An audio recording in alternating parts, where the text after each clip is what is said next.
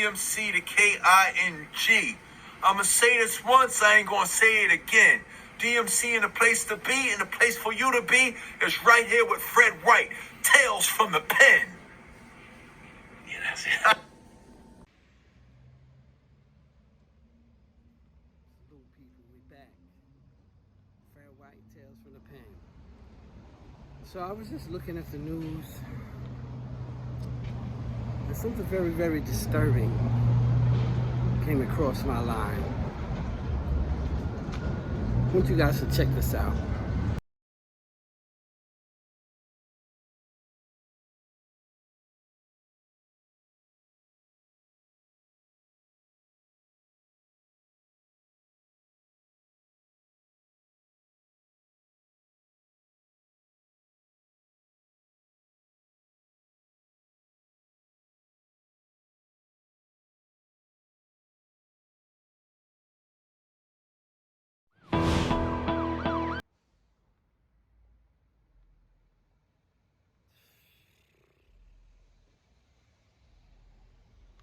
That was tough. Dude raped at gunpoint a 70-year-old woman. 70 years old. Put the gun to her, so drug her into a stairwell where he beat and raped her. Where do these people come from? And it's like, some people are oblivious to the evil that exists. These people are out there. And some people may say, hey Fred, you doing some Crime Stopper shit? Yeah, I am. Yeah. If you've got any types of rape, any type of harm against a woman, harm against a child, harm against older ladies, older women, old ladies, yeah, I don't give a shit about you. You need to be in prison. It's just, some people say, oh, I don't wish jail on my worst enemy. I do. Look at my face. I do. These type of people don't deserve second chances. Right? And if you see, dude, that's the Belmont section of the Bronx. I know that in that section they had did a Bronx Tale. They had did a lot of the movie Bronx Tale, a few other movies up there. And if you remember when Sonny told Colangelo, he said, I went to the University of Belmont Avenue. Yeah. 48th Precinct. Sad. He needs to be off the streets. People like that don't deserve second chances. Because he will do it again. And his face is clear on that video, right? So just in the hood, look for the dude with the dirty do-rag and the fake gold fucking watch. You saw that dirty ass watch he had? That's all you gotta do. Black do-rag, and he wears that fake ass, he wears the Nolex. Check it out, check the video out again. And if you've seen the thumbnail that I'm gonna put up for this video, if you see him, he has a mask. He has an orange mask. These people exist in this world, man. These people are out here. This is why I fear for my kid's future. This is why I fear for my child. My 13-year-old thinks she knows everything, and she may. But she doesn't understand other people. You know what I mean? Like, I trust my daughter, great, but it's the rest of the people. It's these morons that exist in today's society. It's these people that will snatch kids right from their front lawns. Yeah, these people exist. Check this story out. This next story comes to us from Louisville, Kentucky. Yeah, disgusting. Guy drove a car, seen a little girl, she was 6 years old, snatched her, threw her in the car. Look at this. And in an instant. He came around the corner, parked his car, got out, within 15 seconds. Just like that, a 6-year-old girl outside with her bike in Louisville, Kentucky disappeared. He just grabbed her by the collar, threw her bike, threw her in the passenger seat. They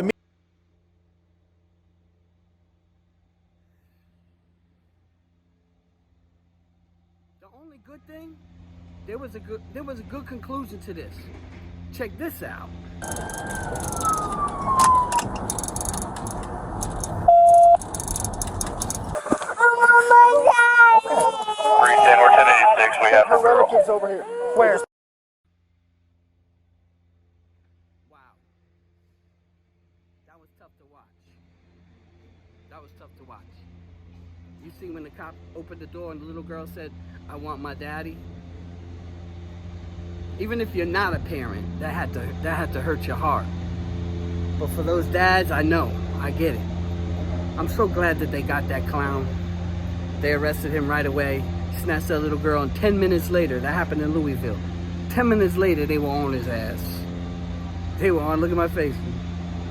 I'm so glad he's in prison. And then that's the shitty part. He's in prison protected right now. I just don't get the justice in this society. I don't understand how the justice system works. How does a guy like that does stuff to kids, rapes kids, or whatever he was going to do, kidnaps kids, and get protected in prison, right? But it just don't make sense. Those are the guys you need in population. Those are the guys you need to throw in the population with the wolves. Those kind of guys. They will snatch your kid right off the street.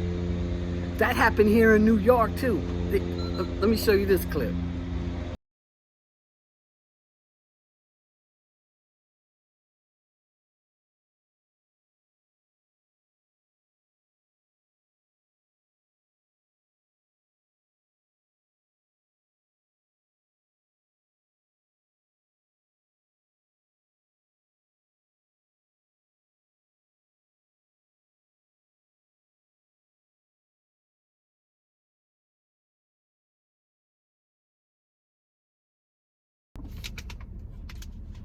Crazy, right? When I first saw that video, I thought it was like a custodial thing. You know what I mean? Because a lot of times when they put out these Amber Alerts and these kids have been kidnapped and they're in the Honda with the license plate VPZ, right? Half the time, that's like some custodial stuff. You know what I mean? Like, you know, dad not seeing... I don't know, whatever. I'm just saying... You know, so a lot of time it's the dad. It's just not, you know, and they make it, the child's been kidnapped and maybe in certain cases, I guess, you know, harmed, you know what I mean? But 90% of the time it's just the dad fed up. You know what I mean? Some baby mama drama type thing, you know what I mean? You know, some understand, you know? You know, and then all of a sudden the dad's face is plastered, you know, he's the kidnapper, he's on the front page of the Daily News and shit, and everybody wants to kill him, and he was just a dad, he wanted to see his kid, right? But that's how the media portrays it. That's how it is. So when I first seen this, I thought that. There was no relation, no nothing. Dude, I believe the story. I believe that the guy, the other man that was sitting in the passenger seat, I believe that was the guy's dad. And the guy, maybe I think he had some mental issues. He just got out, snatched that kid. And did you see the other little kids? Even the little girl came running around after her for her little brother, man. Did you see that? If you go watch the video again, watch the mom went to the window. But watch the little kids. They ran, you know, I think it was a little girl. She ran around the car, or a little, I don't know.